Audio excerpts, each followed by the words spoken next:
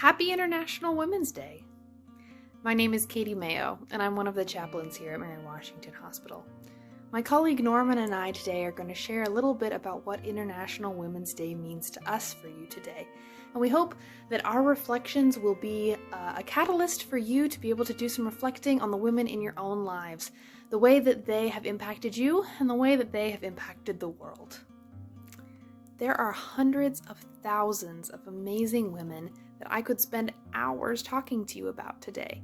Everybody knows them, maybe we are them, but women are in every corner of the world doing amazing work. And in our corner of the world, in the hospital, there are all kinds of women throughout history whose achievements are notable and are impacting everything that we do today.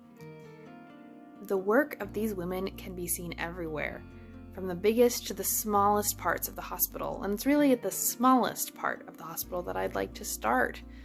If you've never heard the name Rosalind Franklin before, I encourage you to do a little bit of research on her. She is one of the many people who is responsible for the discovery of the double helix structure of DNA, and she didn't receive credit for the full impact of her research and note-taking that led to that decision, because once the decision had been made to award the Nobel Prize to Watson, Crick, and Wilkins, three of the men involved in that process of discovery as well, Rosalind Franklin had already passed away of ovarian cancer. These three men used some of her work in part of their publication in which they proved the existence of that double helix structure, but they didn't necessarily cite her appropriately, and they weren't necessarily able to give the credit that she deserved for part of that discovery in the Nobel Prize. Rosalind Franklin may have been a trailblazer in the field of medical research, but what about medical practice? Another woman comes to mind, Elizabeth Blackwell. Elizabeth Blackwell was the first woman in the United States to receive a medical degree from a medical college in the United States, Geneva Medical College. And she is the first woman physician to be practicing in the United States, working with nurses in the American Civil War, advocating for social reform that may have led to some of the illnesses that she was treating, and overall advocating for a compassionate approach to the medical practice that hadn't yet been recognized by some male members of that community. Elizabeth Blackwell may have advocated for a compassionate approach to medicine, but that doesn't mean that that compassionate approach to medicine has always played out in medical history. Henrietta Lack. It's important to remember each of these women's voices, contributions, and lives today on International Women's Day, and it's especially important for me to remember them as a woman who works in the medical field. As a hospital chaplain, my work is pretty different than theirs, but my work as a chaplain is also important for the well-being of all of the people here at Mary Washington Hospital, and I'm grateful for the opportunity to engage in that work.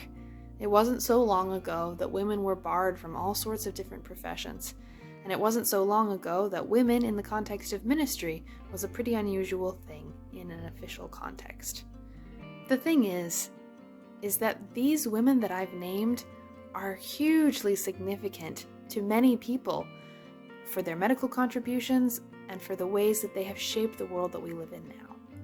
But there are lots of women whose contributions to the world are maybe a little bit different, a little bit quieter, or a little bit more personal. My colleague Norman is here to share a little bit about his own context and about women who have been significant in his own life. Everybody's context is different, and everybody's going to look at the women in their lives a little bit differently, seeing the ways that they have changed the world. Hello, my name is Norman, and I'm a resident chaplain here at Mary Washington Hospital. When I think of women's equality and raising awareness of women's achievements, I think of sports. I grew up playing basketball. I love to play, and so there's a few women I would like to talk about that have made a major difference in women's basketball and why it was so important. When I was younger, I remember Title IX being established. I remember how it opened doors for girls that I went to high school with, and it was the start of the process. Along that way, being a basketball fan, one of the things that I enjoy about basketball is watching men dunk. I think it's the most exciting part of the game. And, when we were younger, part of the reason men didn't appreciate women's basketball was because we just felt like it was boring. And so in 1984, there was a female, her name was Georgie M. Wells, and she was the first woman to dunk a basketball in a college game.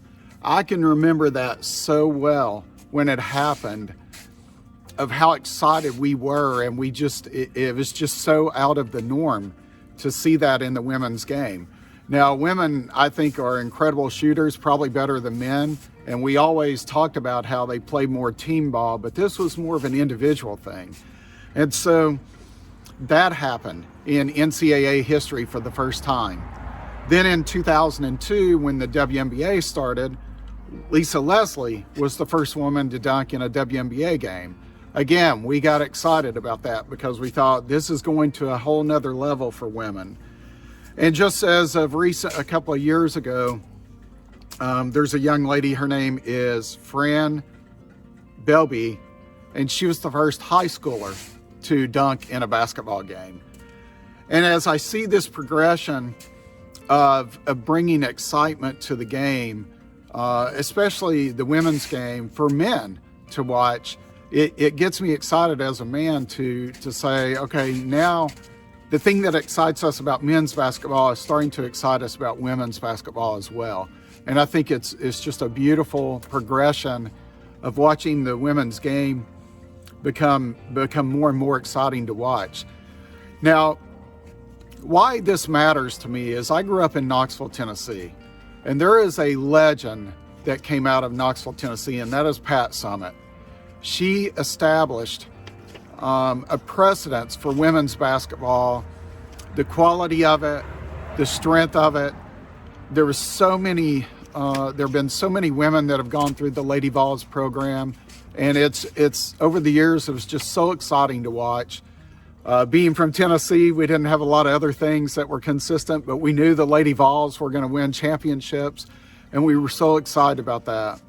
As far as being a legend, Pat Summitt has been known, she was known before she passed away and when she was a coach, she was known to recruit while she was pregnant.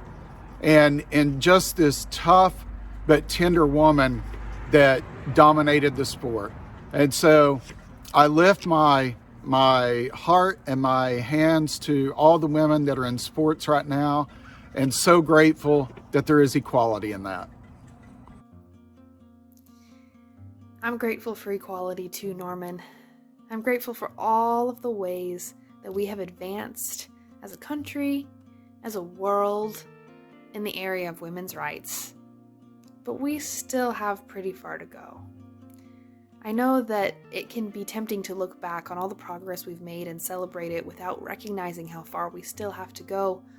But the fact remains is that we do still have more work that we can do every day.